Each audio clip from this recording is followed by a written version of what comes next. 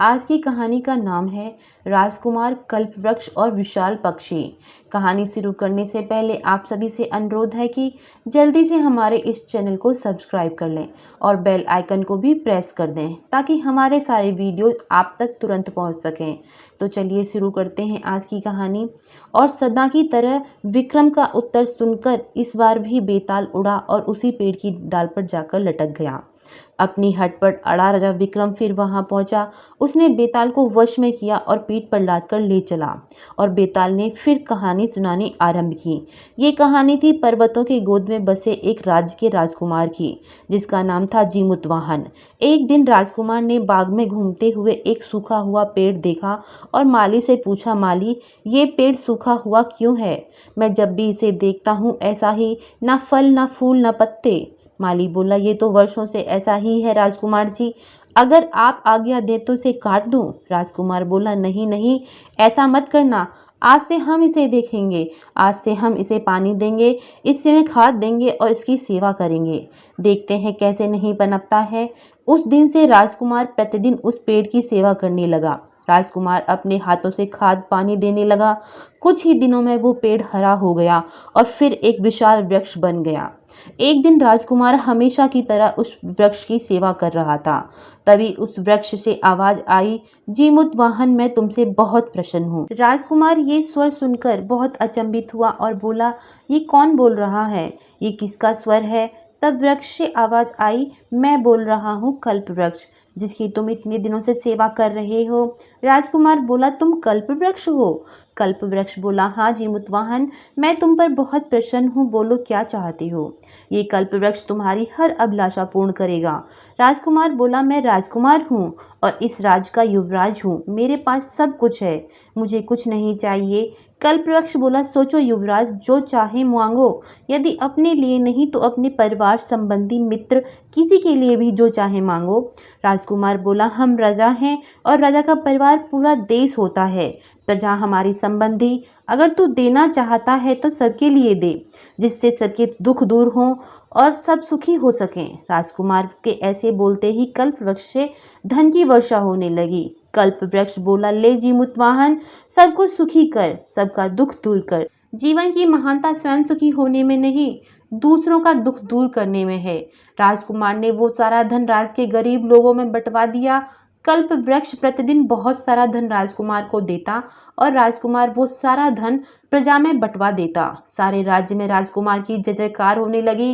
एक दिन जब राजकुमार धन बांट रहा था तो एक आदिवासी स्त्री वहां जोर जोर से रो रही थी। जब राजकुमार उसको धन देने लगा तो उसने धन लेने से मना कर दिया। राजकुमार ने पूछा, क्यों माँ, ये धन नहीं चाहिए क्या? वो स्त्री बोली, नहीं बेटा, हमारी दौलत तो लुट रही है, हमारी पूरी जाति पर संकट है बेटा, बहुत बड़ी विपदा आन पड़ी है, हमारी रक्षा कर राजकुमार, हमारी रक्षा कर। राजकुमार ने पूछा, कैसी विपदा, कौन सा संकट, मैं कुछ समझा नहीं। स्त्री बोली, हम मलायालन पर्वत की घाटी के पास बसे नाग जाति के हैं बेटा, प्रतिदिन आकाश से साक्षात मृत्यु उतरती हमारे गांव पर और किसी न किसी को अपने प्राण देने पड़ते हैं बेटा। राजकुमार आश्चर्य से बोला, प्रतिदिन मृत्यु उतरती है, प्राण देने पड़ते हैं? स्त्री बोली, हाँ बेटा, एक विशाल दैत्यकार पक्षी है जो बार बार हमारी नाग जाति के लोगों पर हमला करता है और मारकर खा जाता है, जिसके डर से नाग जाति के लोगों ने घर से निकलना तक बंद कर दिया। हमारे सरदार ने उस पक्षी से संधि कर ली। संधि अनुसार प्रतिदिन हम उसको एक व्यक्ति भोजन के लिए देंगे, बदले में वो सबको नहीं मारेगा। तब से प्रतिदिन एक व्यक्ति उसको भोजन के लिए दिया जाता है, जिसके बाद हम सभी बिना डर के घूमने फिरने लगे। किंतु अब एक एक करके हमारी नाग जाति के लोग समाप्त होते जा रहे हैं और एक दिन हम सब समाप्त हो जाएंगे। इस संकट से हमारी कौन रक्षा करेगा? हम तेरी प्रजा हैं बेटा। राजकुमार बोला, घबरा मत माँ, मैं रक्षा करूंगा, मैं कल ही मलायालन पर्वत की ओर जाऊंगा। अगले दिन राजकुमार कुछ सैनिकों को साथ लेकर मलायालन पर्वत की ओर चल दिया। राजकुमार जब वहां पहुंचा तो पक्षी के आने का समय हो रहा था और एक युवक को उसका भोजन बनने के लिए तैयार किया जा रहा था। उस युवक की मां जोर जोर से रो रही थी। राजकुमार ने वहां खड़े लोगों से पूछा, क्या बात है, ये स्त्री क्यों रो रही है? एक व्यक्ति बोला, आज इसका बेटा मरने वाला है, आज इसका बेटा बड़े पक्षी का भोजन बनने वाला है। अरे रोकर क्या होगा, मरना तो है ही। राजकुमार ने पूछा, क्या नाम है इसके बेटे का? वो व्यक्ति बोला, शंखचूड़। राजकुमार उस स्त्री से बोला, रो मत माँ, शंखचूड़ से कहना पक्षी का भोजन मैं बनूंगा, उसकी जगह मैं मरूंगा। मैं जीमुत वाहन हूँ, राजकुमार जीमुत वाहन। कहाँ है तुम्हारा बेटा? स्त्री बोली, ऊपर पहाड़ी के मंदिर में दर्शन करने गया है। उधर पहाड़ी के मंदिर में नाग जाति के सरदार ने शंखचूड़ को पक्षी का भोजन बनने के लिए तैयार किया।